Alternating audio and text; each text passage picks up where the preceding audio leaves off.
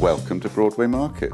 The most important day for Broadway Market is the Saturday, when we have the food market and people from all over the borough and out of the borough come here, especially because there's some really superb food.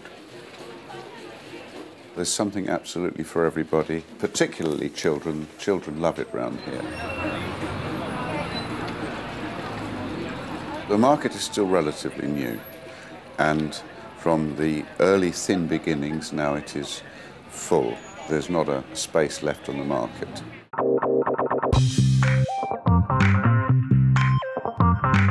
As a long-term resident of London Fields, I've seen changes over the years, but I've always loved the park. It's small enough to go with children and with dogs and to cycle round, and it has a tennis court and there's a cricket match and there's a ping pong table, permanent, and people play it all the time.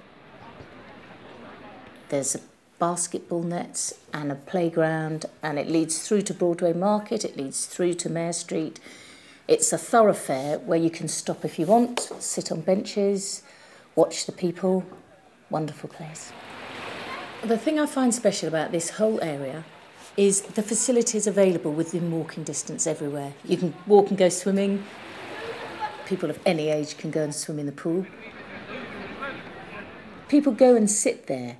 As well as walking through, you spend time there. You can just sit, meet people. I'll be there, I'll be near the park, I'll be near the swings.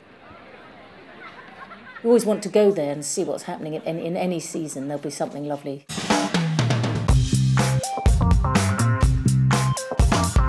Victoria Park Village it's small, and we've got a small number of really nice specialist shops and privately owned independent restaurants and pubs and bars. We have a lovely clothing shop, women's wear shop, a couple of vintage clothing shops. We've got some gift shops which sell all sorts of things, soaps and cards and so forth. We have some fantastic food shops. Also my shop, which is Victoria Park Books, which is a specialist children's bookshop. We also have Cheech Miller, which is a specialist extreme activities shop. We've got a couple of Indian restaurants. We've got an excellent Vietnamese restaurant. We've got a British restaurant, which is called the Empress of India. We have a wonderful Sardinian restaurant called Su Sazagoni. We've got some very good coffee shops as well.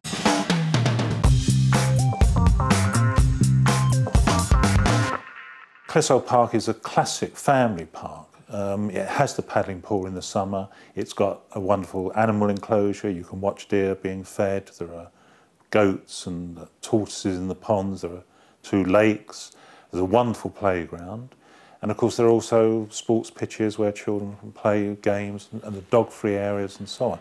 I would say essentially it is a family park. Like many Victorian parks, it's based around a once very prosperous family house, Cresswell Mansion, which has a history going back to the 18th century. So in the middle of this beautiful park is a house, so it's got strong historical memories. It's got paddling pools, it's got boating lakes, it's got a beautiful house with a restaurant, sports fields, so it's got something for everybody. You can step into Cresswell Park and you forget you're in London for a minute, and it's wonderful.